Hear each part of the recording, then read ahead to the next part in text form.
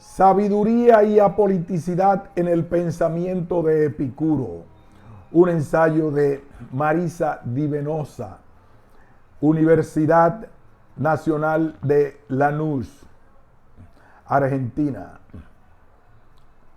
Resumen. Entre las cartas y fragmentos conservados de Epicuro queda claro que, en su concepción, el sabio debe apartarse de la vida política. Por otro lado, los filósofos necesitan de una comunidad de amistad en el marco de la cual sus reflexiones se desarrollen máximamente. Nos ocuparemos aquí de revisar la manera en que deben entenderse las modulaciones de la pretendida apoliticidad en conjunción con la filía. Propondremos que entre las preocupaciones de Epicuro no estuvo la de esclarecer el tipo de vínculo que debe haber entre la comunidad de amistad y la polis en su conjunto, procurando solo señalar el perjuicio que causa al sabio este último ámbito y algunas vías por las cuales puede mantener su relación con él en orden de favorecer su tranquilidad. En la sentencia vaticana, Epicuro declara que nos debemos liberar a nosotros mismos de la prisión de los asuntos habituales y políticos, idea que aparece reafirmada, entre otros, en el fragmento: el sabio tampoco participará en política. El ámbito de la polis aparece en el marco de su pensamiento como un campo disruptor de la ataraxia establecido como telos de la vida humana, ya que el filósofo parece pensar la política esencialmente como un cúmulo de demandas y de contradicciones. Por otro lado, se conservan numerosos pasajes y sentencias, carta a Meneceo, en los que Epicuro valora la amistad como una relación sustancial con la vida filosófica, sostenedora de una actividad reflexiva constante y permanente. La filía no solo liga a los hombres y les provee seguridad en la perspectiva futura, sino que proporciona una estabilidad emocional que potencia la vida especulativa. Estos dos modos de vinculación intersubjetiva, aquí valorados en oposición, por ejemplo, la comunidad de amistad aconsejada y la vida política desestimada, esbozan una tensión en la apreciación epicúrea de la vida relacional. Adicionalmente, la vida en soledad también es criticada y está entre las formas existenciales que el sabio debe evitar. En este marco problemático abriremos dos preguntas acerca de la manera en que deben entenderse las modulaciones de esta pretendida apoliticidad. 1. ¿Qué características de las relaciones de amistad la eximen de los perjuicios de la vida política, haciéndola preferible a esta? 2. ¿Subsistiría la comunidad de amistad sin el supuesto de una comunidad política que la enmarque? Nos ocuparemos entonces de repensar el problema político a partir de una selección de fragmentos y sentencias de Epicuro e intentaremos concluir acerca de la inconsistencia aparente entre estos dos ámbitos, el de la filía y el político. Consideraremos la idea de que el filósofo no se preocupó por lo que hubiera sucedido en caso de que su pretensión fuera universalizada y que, dadas las condiciones de Atenas en que vivió, donde la polis proveía ciertamente de un contexto de relativa paz para que la comunidad de amistad fuera viable, su propuesta se limitó a declarar cuál era la mejor versión de la práctica filosófica, desentendiéndose de cuestiones de contexto. Dicho de otro modo, Epicuro no se preocupó por lo que todo el mundo fuera filósofo, pero en caso de que lo fuera, advirtió que las circunstancias óptimas para la especulación no se dan en una comunidad cerrada y de iguales. El pensamiento hedonista de Epicuro y la amistad. En la carta a Meneceo, Epicuro desarrolla el valor que para él tiene el placer y explica cuáles son los 4 remedios que ayudan al hombre a sobreponerse de las peores enfermedades que pueden aquejarlo, las provenientes de los temores. En su argumentación sitúa la actividad filosófica como la única que permitirá llegar a la ataraxia buscada en su modo de ver las cosas. No hay imperdurabilidad fuera de la virtud en general y de la prudencia en particular, que es incluso más fundante que la filosofía. El principio de todo esto y el mayor bien es la prudencia, frónesis. Por eso, más preciada incluso que la filosofía resulta ser la prudencia, de la cual nacen todas las demás virtudes, pues ella nos enseña que no es posible vivir placenteramente sin vivir juiciosa, honesta y justamente, ni vivir de manera juiciosa, honesta y justa, sin vivir placenteramente.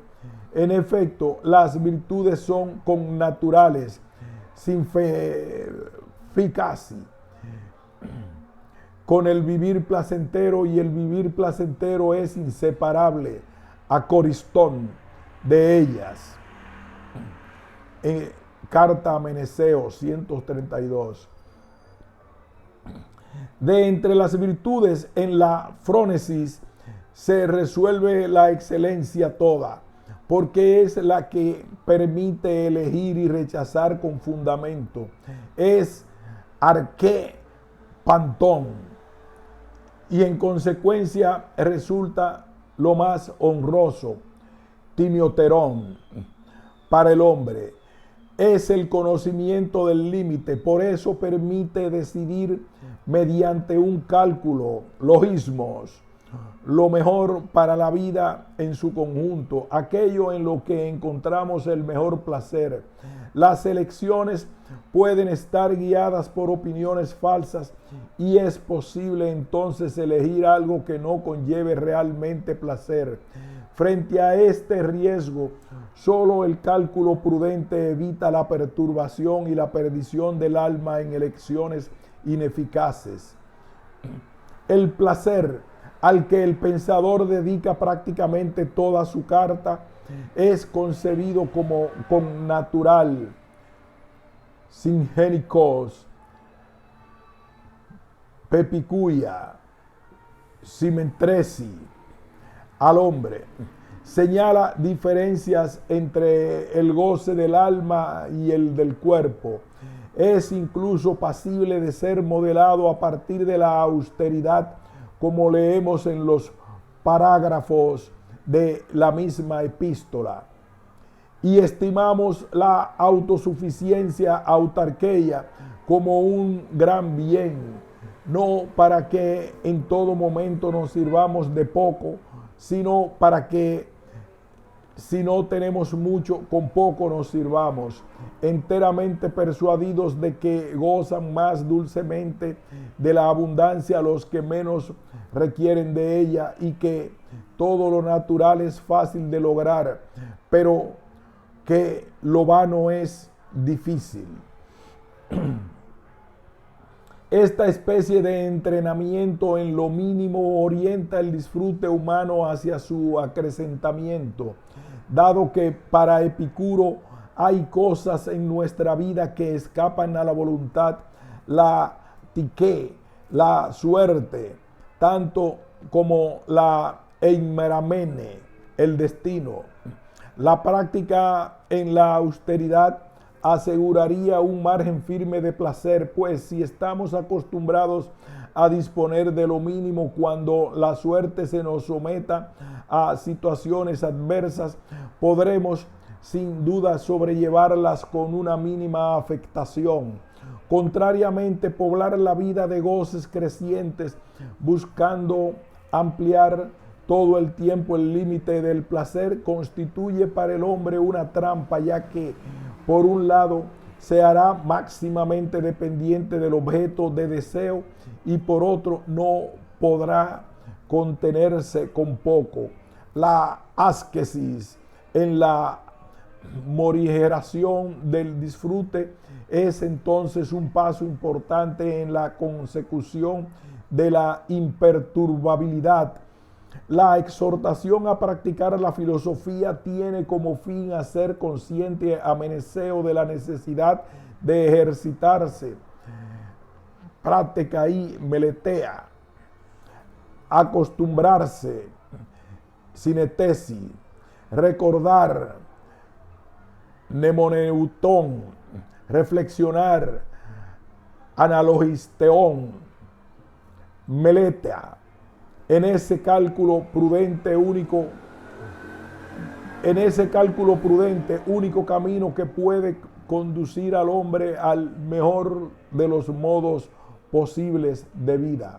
Ahora bien, estos temas no están completamente divorciados de la concepción y del lugar que tiene la amistad en el pensamiento de Epicuro.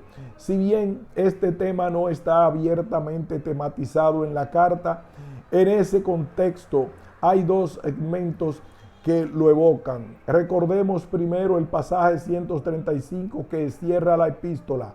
Allí se indica, después de caracterizar la filosofía, que al practicarla junto con otros que también filosofan, el resultado es mejor. En ella habría una suerte de sinergia productiva para el sostenimiento y profundización de la reflexión. Estas cosas, pues, y las que le son afines, medítalas noche y día dentro de ti y con quien sea semejante a ti, y nunca, ni en vigilia ni en sueño, padecerás turbación, sino que vivirás como un Dios entre los hombres. Pues en nada se parece a un viviente mortal el hombre que vive entre bienes inmortales. Estas cosas, pues, y las que le son afines, medítalas noche y día dentro de ti, y con quien sea semejante a ti, y nunca, ni en vigilia ni en sueño, padecerás turbación, sino que vivirás como un Dios entre los hombres, pues en nada se parece a un viviente mortal el hombre que vive entre bienes inmortales. Sin mencionar explícitamente la filía, en este pasaje aparece insinuada su necesidad.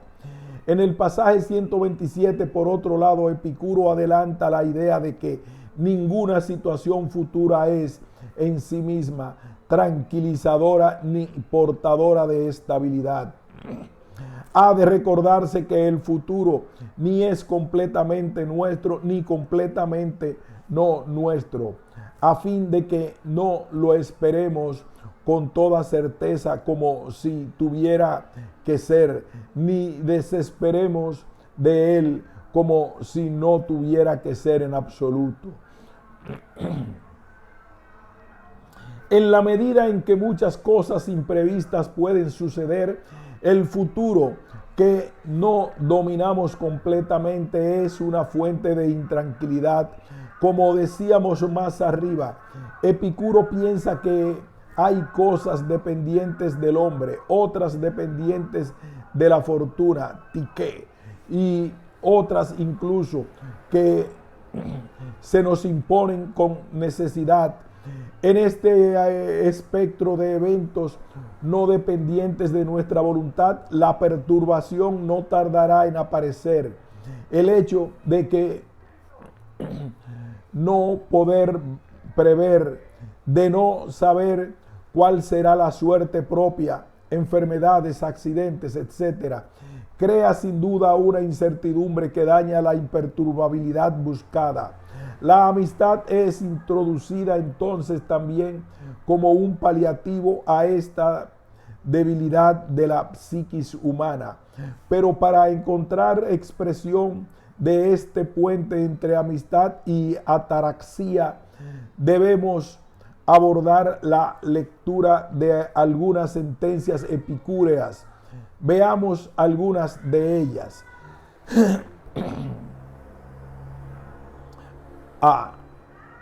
Ameneseo 27. De las cosas que la sabiduría procura para la felicidad de la vida toda, la adquisición de la amistad es con mucho la mayor.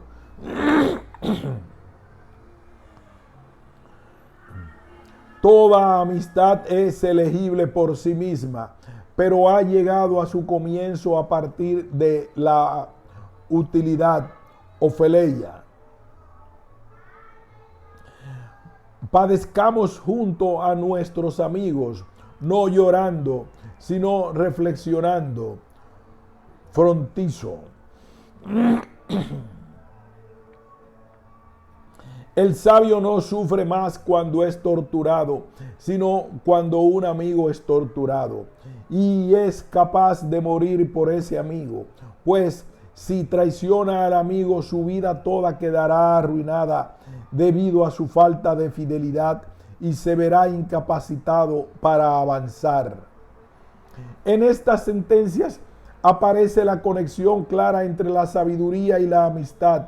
Aparece ampliada la perspectiva que leíamos en la carta a Meneceo sobre la reflexión en compañía de quienes son iguales y practican la filosofía.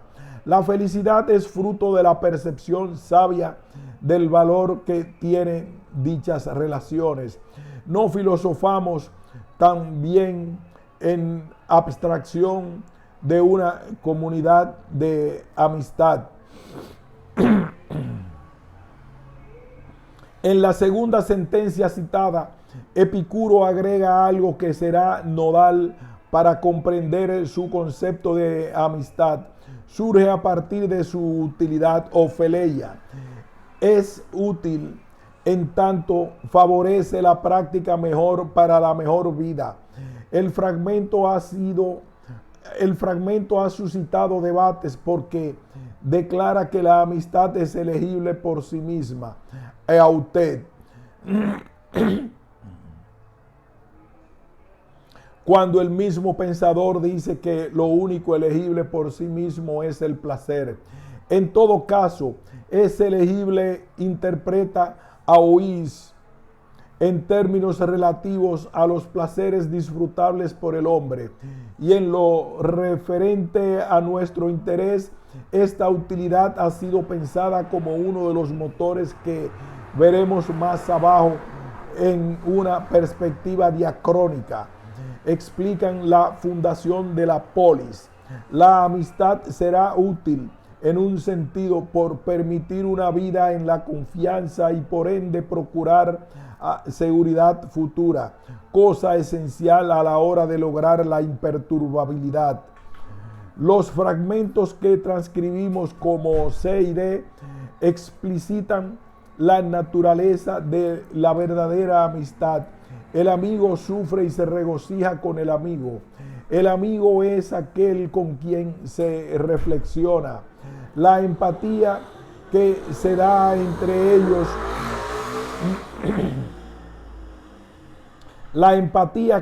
entre ellos, produce también dolor cuando el otro padece. Cuando leemos que la traición arruina la vida, y que solo en la fidelidad el hombre podrá avanzar, queda confirmado que la amistad fiel es sustrato de la red en la que el hombre vivirá confiado. En la G39, Epicuro insiste en que comprendamos correctamente el sentido de utilidad que implica la amistad. No es un amigo ni quien busca continuamente la utilidad, ni quien jamás se junta con otros, pues el primero negocia la compensación con la gratitud, mientras que el segundo cercena la buena esperanza acerca del futuro. La sentencia nos habla de dos tipos de estados que el hombre debe evitar, entre los cuales está la amistad auténtica, que el sabio debe fomentar. Dichos estados son el de la amistad interesada, falsa amistad, y el de la vida de quien rechaza la compañía de otros. Quienes se acercan a otros para obtener ventajas no participan de una relación genuina. Buscan a otro hombre calculando la ventaja que pueden sacar de él. Los otros ermitaños ponen en juego su futuro. ¿Por qué la vida en soledad dañaría la perspectiva futura? Sin duda esto tiene que ver con la manera en que Epicuro piensa la amistad auténtica. Ella proveerá la seguridad a la vida a través de la confianza. Los amigos acompañarán y cuidarán en caso de necesidad. Quien logra establecer una relación de mutua gratitud, así caracteriza en este último fragmento a la amistad genuina. Crea un vínculo que lo protege. Esta protección es la salvaguarda de una vida inestable, insegura y desconfiada. Todos estos claros factores de perturbación. Construir una red con amigos verdaderos con los que se tiene real agradecimiento por compartir la reflexión contribuye entonces a la felicidad. E. Brown propone leer el fragmento citado a la luz de la carta a Meneceo 40. Quienes tienen la capacidad de obtener confianza, Toharrein, sobre todo a partir de sus prójimos, esos viven placenteramente unos con otros por poseer la garantía más duradera y aún obteniendo una familiaridad satisfecha al máximo. No lloran como si sintieran comprensión ante la partida prematura de quien acaba de morir. La idea de una confianza en el prójimo presente en esta sentencia vuelve a aparecer en la sentencia Vaticana 15.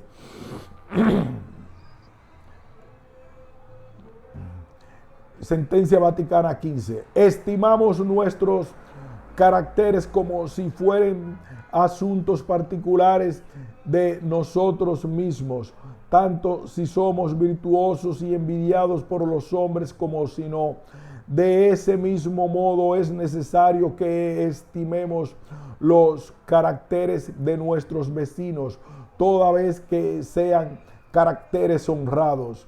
Los amigos, tanto como los vecinos honrados, procuran confianza. Parte de la tranquilidad que el sabio epicúreo busca reside en aceptar no menos que prever lo que puede venir en el futuro y desestabilizarlo. La confianza no puede sino formar parte de tal previsión. Ya vimos en la carta a Meneceo que el futuro no es completamente nuestro ni completamente extranjero a nosotros. Ahora es la confianza, Tarrein, lo que abona la tranquilidad, tanto presente como futura. La amistad entonces no solo hace más fácil la reflexión, sino que es garantía de estabilidad. En esto se comprende que la soledad contemplativa no es aconsejable.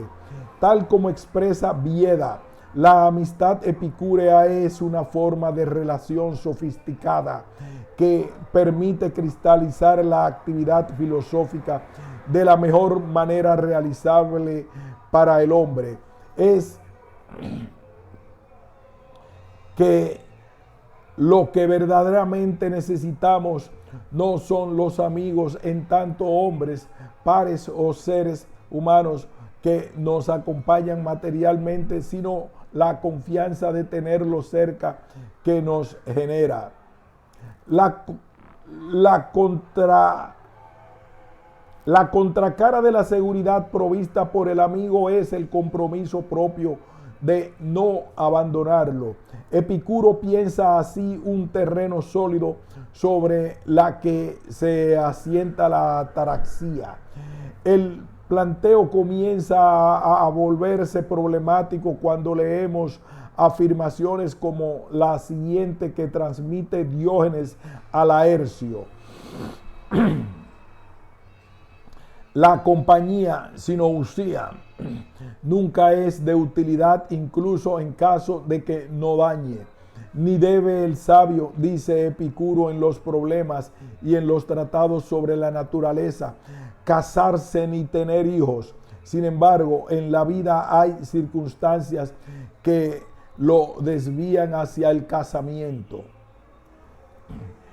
El término sinousia, que traducimos aquí como compañía, alude tanto a pasar el tiempo como otros, como al intercambio sexual.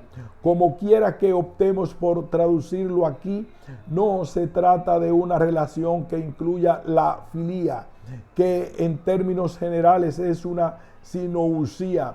La sinousia parece aludir aquí más particularmente a la relación del sabio con una mujer y a la posibilidad de dedicar parte de su vida a la conformación de una familia. Casarse, gameó, y procrear, tecnopoieo, son prácticas desaconsejables para el epicúreo porque podemos inferir, en primer lugar, proveen placeres somáticos y por otro, a nivel psíquico producen preocupaciones evitables. Diógenes, Laercio y Filodemo aportan algunos datos sobre la valoración de Epicuro de la vida práctica y del compromiso del sabio con su comunidad. Como ya dijimos, debe apartarse de las cuestiones de poder y de la administración, tanto en la polis como en el oikos, pero parece haber admitido cierta participación de la vida pública. La observancia de rituales religiosos y mistéricos comunes son aceptables e incluso formaron parte de las propias prácticas de Epicuro. El punto de inflexión, entonces, a partir del cual podemos comenzar a comprender la posición del filósofo sobre la polis, está en la valoración negativa de un tipo de placer ya presente en los elementos básicos que la constituyen: la familia y su relación con los placeres vanos. La amistad genuina no incluye ningún tipo de preocupación, sino mejor la posibilidad de cultivar situaciones de seguridad, de protección y que potencialmente construyen un futuro de tranquilidad y estabilidad. Amistad sin comunidad política.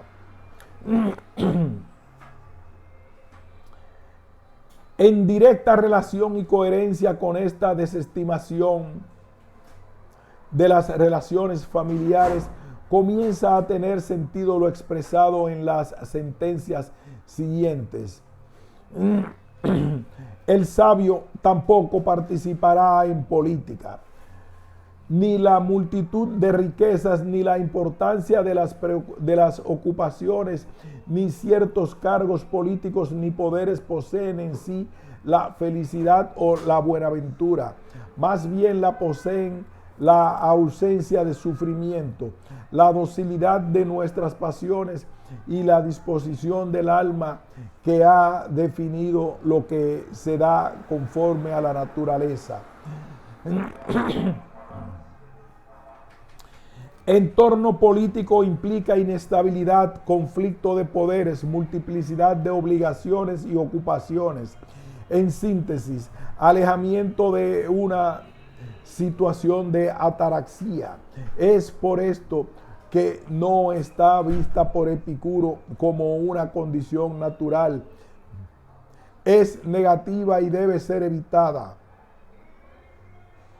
En la máxima se excluye lo político y sus implicaciones de lo que es conforme a la naturaleza, kata physin. Y si bien la amistad también apareció fundada en la utilidad y no en la naturaleza, es elegible por sí misma. Igual que la amistad, la justicia es convencional. En la máxima capital 32, el filósofo la caracteriza como una capacidad de pactar. No hay algo naturalmente justo, sino que aquello llamado justo lo es por convención. Este pacto es, por tanto, dependiente de disposiciones de los hombres.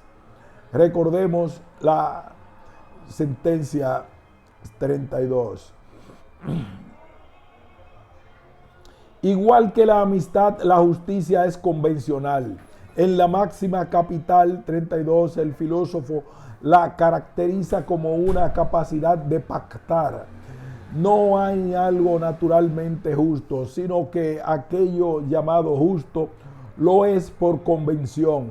Este pacto, sinteque, es por tanto dependiente de disposiciones de los hombres. Recordemos la carta a Meneceo 32. A propósito de cuántos seres vivos no son capaces de hacer pactos acerca de no dañarse recíprocamente unos a otros, ni ser dañados, para ellos no existe nada justo ni injusto. Del mismo modo, también ocurre eso con los pueblos que no son capaces o no quieren hacer pactos acerca de no dañar ni ser dañados. Además de declararse la naturaleza contractual de la justicia, se explicita aquí la esencia de aquello que será llamado justo, que los hombres que conviven no se dañen mutuamente. Quienes no son capaces de realizar y respetar estos pactos, sean animales o pueblos salvajes, están condenados a dañarse y no puede pensar otra alternativa a aniquilarse. La sentencia 33 completa esta idea. La justicia no es algo en sí mismo, sino cierto pacto, sinteque, acerca de no dañar ni ser dañado en los tratos recíprocos, en cualquier momento, en cualquier región. El hecho de que la justicia no sea algo en sí, tikat, heautot, indica que no hay una única definición de justo. Así, su esencia consiste en procurar lo que en cada caso lleva a la supervivencia de un pueblo, a partir de establecer qué puede y qué no puede hacerse, qué es concretamente eso que puede o no puede hacerse. Será patrimonio de cada pueblo y de cada momento histórico y se plasmará en leyes siempre revisables y renovables de acuerdo con las exigencias de una realidad dinámica. Al mismo tiempo, en la carta a Meneceo 34, cuando se caracteriza la injusticia, Epicuro declara que no es en sí misma un mal. En todo caso, lo negativo es el temor que se desprende de haber cometido algo que la ley prohíbe y saber que el castigo puede ser sufrido en cualquier momento. Entonces es la perspectiva de un castigo futuro lo que hace mal a la acción, pero de ningún modo la injusticia misma. Epicuro hace residir la tranquilidad, no la más estable, pero una también ponderable, en la seguridad de que no vamos a recibir daño, blapto, si no lo hacemos a otros. En esto consiste la justicia, en el pacto, en el establecimiento y en el compromiso de no dañar, para no ser dañados. Es interesante, como observa Aoís, que Epicuro no habla de la injusticia de dañar, sino que lee la situación en términos de defensa, de preservación. La búsqueda de esta justicia es lo que fundaría a la sociedad toda. Aunque Epicuro no dice demasiado sobre el origen mismo de una organización política fundada en el pacto, contamos con testimonios de Hermarco, discípulo y primer filósofo a la cabeza del jardín, tras la muerte de aquel, en los que aparece la idea de una evolución de la comunidad que hizo necesario el pacto entre los hombres para establecer lo justo. En sus orígenes, la comunidad simple de hombres comenzó a desarrollar un sentimiento de comprensión frente al mal sufrido por el prójimo, extensión hecha de la agresión sufrida de parte de los animales salvajes, dice Hermarco, que permitió desarrollar el sentimiento de amistad. La amistad se vuelve entonces primaria respecto de la elaboración del pacto de justicia. Por otro lado, Hermarco habla de la necesidad ya en el marco social de la educación y del castigo como elementos que apuntalan la convivencia. Habría establecido así tres tipos de hombres caracterizados respecto de estos parámetros, quienes no necesitan leyes, pues no son capaces de dañar a otro, como el sabio Epicúreo. Otros que están en camino de ser como ellos y que pueden, por tanto, moderarse a través de la educación. Finalmente, quienes no son capaces de moderar sus acciones salvajes por medio de la educación, para los que está reservado el castigo.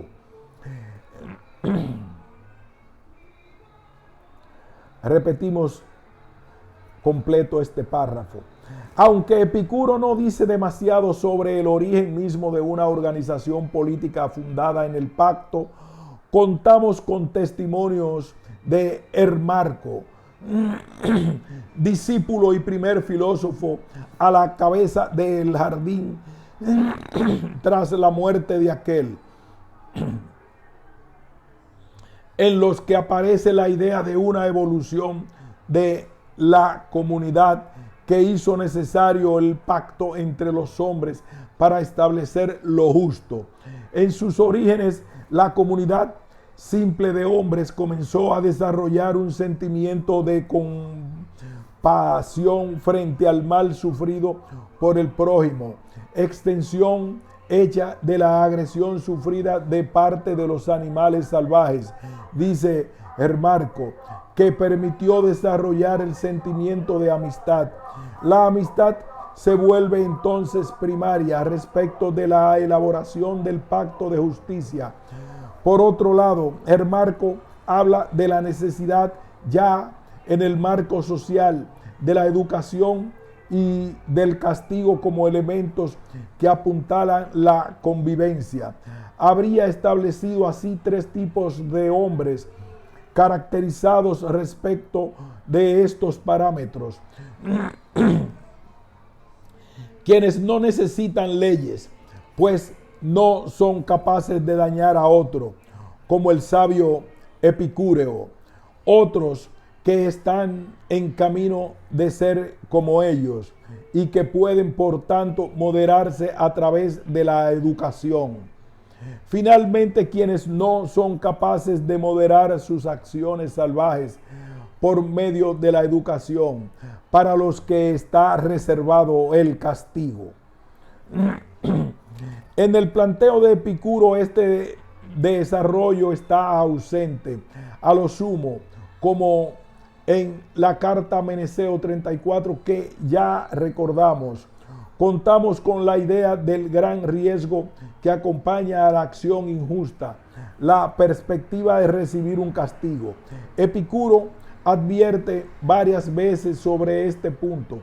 Lo injusto no es en sí mismo un mal. El mal es la intranquilidad que supone el castigo potencial que se instala ya a partir del momento en que se realizó el acto injusto. De este modo, la amistad y la justicia habrían tenido una génesis común, la búsqueda de la asfaleia, de una seguridad que es básica para la vida feliz. En una línea argumentativa productiva, Aoís recuerda la idea aportada por el epicúreo Lucrecio en su explicación sobre la necesidad humana de realizar pactos.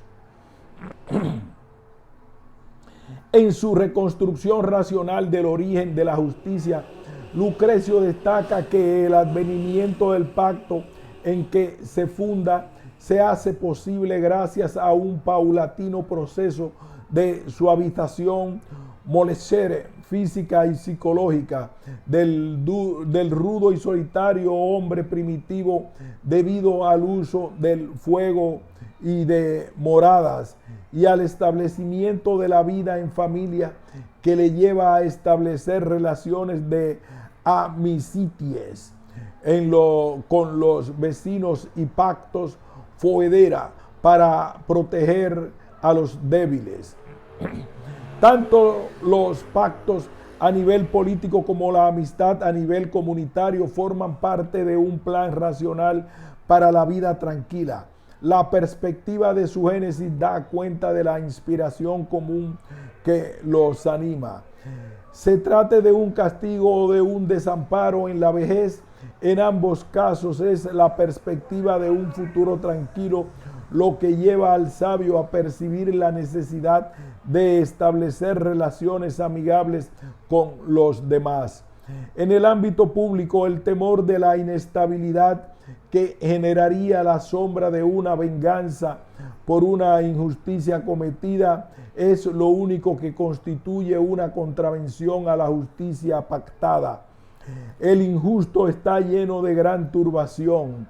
En este mismo sentido leemos la máxima 35 porque la intranquilidad se liga allí directamente a una conciencia que nunca hallará paz por saber que está en deuda con quien padeció la injusticia realizada. No es posible que quien realiza a escondidas alguna de las cosas que pactó con otros con vista a no dañar ni ser dañado, confíe en que pasará desapercibido, aun cuando haya pasado desapercibido miles de veces hasta el presente, pues es incierto si también pasará desapercibido hasta la conclusión de su vida. La máxima capital 36 confirma la naturaleza contingente de lo justo y lo coloca en la perspectiva de una polis cambiante. Lo dikaios depende exclusivamente de lo que una comunidad haya determinado útil y será justo exclusivamente durante el tiempo que eso le resulte útil. Conforme a un criterio común, lo justo es lo mismo para todos, pues consiste en algo conveniente que se da en la comunidad de unos con otros. Pero el criterio particular de una región y de cuantas condiciones se dan en cada momento particular, no se sigue que lo mismo sea justo para todos. Conforme a un criterio común, lo justo es lo mismo para todos, pues consiste en algo conveniente que se da en la comunidad de unos con otros, pero del criterio particular de una región y de cuántas condiciones se dan en cada momento particular, no se sigue que lo mismo sea justo para todos. Lo conveniente, sin ferón, como lo útil, se cristaliza en la convención. La naturaleza contingente y particular del pacto se hace nuevamente patente, en este caso bajo la perspectiva de una situación propia de cada contexto de acuerdo.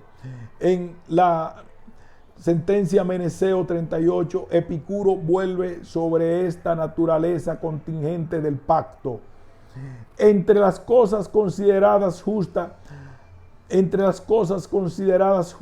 aquello que testimonia lo que es conveniente en las necesidades propias de la comunidad de unos con otros, tiene un carácter justo, tanto si resultara lo mismo para todos como si no.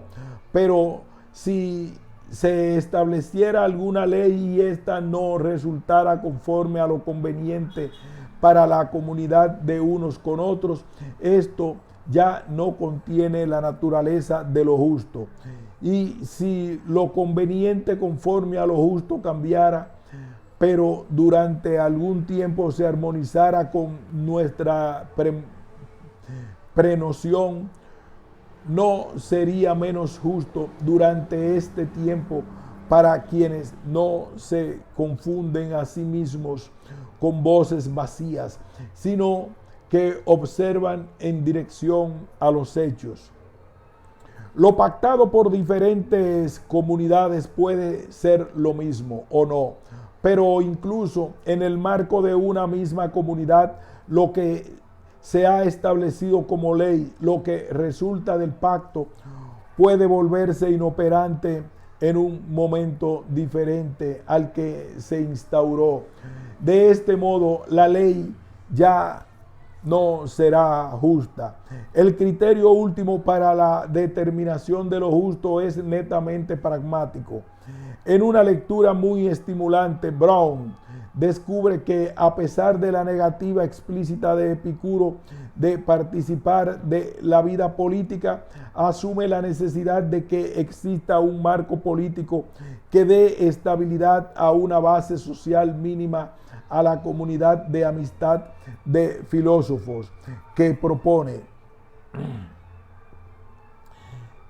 Si no existiera tal supuesto, argumenta el crítico, una comunidad que se postula en contra de crear familias y tener hijos, como es el caso del epicureísmo, estaría destinada a la pronta extinción completa.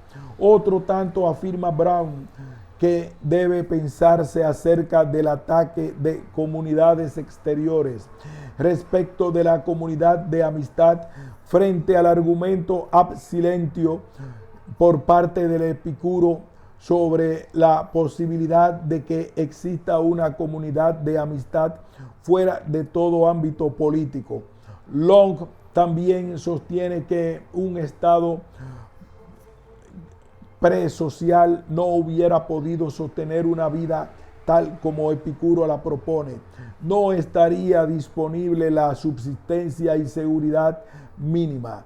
Probablemente estas especulaciones trascienden los intereses especulativos de un Epicuro preocupado por ayudar al hombre con inquietudes filosóficas a encontrar un camino para su mejor realización. A modo de síntesis, algunos de los críticos mencionados consideran que Epicuro concibió una comunidad de amistad como un grupo de naturaleza parasitaria que se sirvió de un ámbito político y social proveedor de una estabilidad básica y necesaria para el bienestar humano, sin realizar en ella ningún aporte, o peor, sin considerarla más que como una especie de gran proveedor. Después de lo que hemos señalado hasta aquí, y a la luz de estas apreciaciones sobre el valor de la consistencia de la propuesta epicúrea, volvemos a la pregunta inicial de nuestro trabajo sobre la compatibilidad de que el hombre se aleje de la vida política, pero se comprometa con la vida en amistad, siendo esta posible solo en un entorno político. Como vimos, para intentar responder dicho cuestionamiento debemos entender lo que el filósofo concibe como justicia, porque a partir de este concepto aparecerán datos tanto sobre la cuestión política como sobre la comunidad de amistad y su utilidad. Diógenes Laercio transmite algunos datos que complementan nuestras observaciones anteriores. Nos cuenta el doxógrafo que Epicuro consideró positivo realizar algunas actividades relativas a lo común en la medida en que le proporcionaran medios para vivir.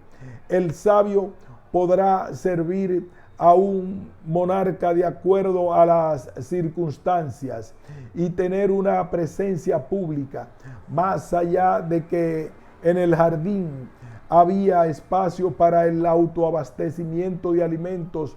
Por ejemplo, Epicuro parece haber tomado en cuenta las nuevas condiciones sociopolíticas, es decir, bajo la forma del servicio a un monarca en el momento oportuno en Cairo. Podrá hacer lecturas públicas, aunque no por propia voluntad que contan. Ello redundaría sin duda en la autarquía del filósofo. Nova Contreras. Es posible tomar parte activa de la vida política comprometiéndose con el ejercicio concreto del poder, pero también es posible una cierta participación en lo común, habilitada solo cuando se trate de procurarse bienes para una subsistencia tranquila, segura y autónoma. Considerando estas declaraciones y recordando junto con ellas el cuidado que Epicuro pone al escribir su testamento, detallando qué debe hacerse con cada una de las cosas que posee y lo que cada uno de sus amigos debe recibir en carácter de herencia. Es indudable que para el pensador hay aspectos políticos de la vida cotidiana que no molestan e incluso favorecen la consecución de la ataraxia. Visto así, el ámbito público, la exhortación a apartarse de la vida política y la íntima relación que intentamos mostrar entre amistad y nacimiento de orden jurídico político no implican necesariamente una contradicción. Su condena solo compete a vivir dedicado a asuntos políticos, no a realizarlos esporádicamente cuando sea conveniente. Epicuro expresa, pues, en términos teóricos, cómo es la vida que funciona de manera perfecta.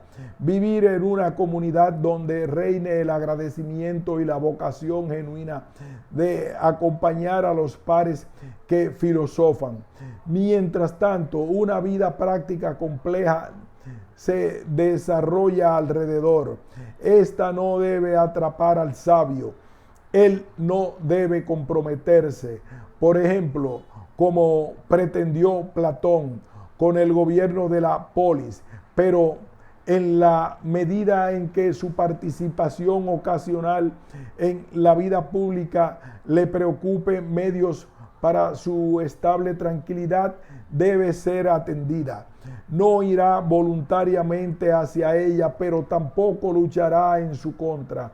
En este difícil, inestable y azaroso lugar en que se establece la vida humana, Epicuro solo atinó a advertirle al sabio lo que sería mejor para él. pero su filosofía no se asienta en la reflexión sobre la vida política ni sobre sus defectos, ni se detiene a evaluar la necesidad que su propia comunidad de amistad tiene de un entorno pacífico y estable para poder existir.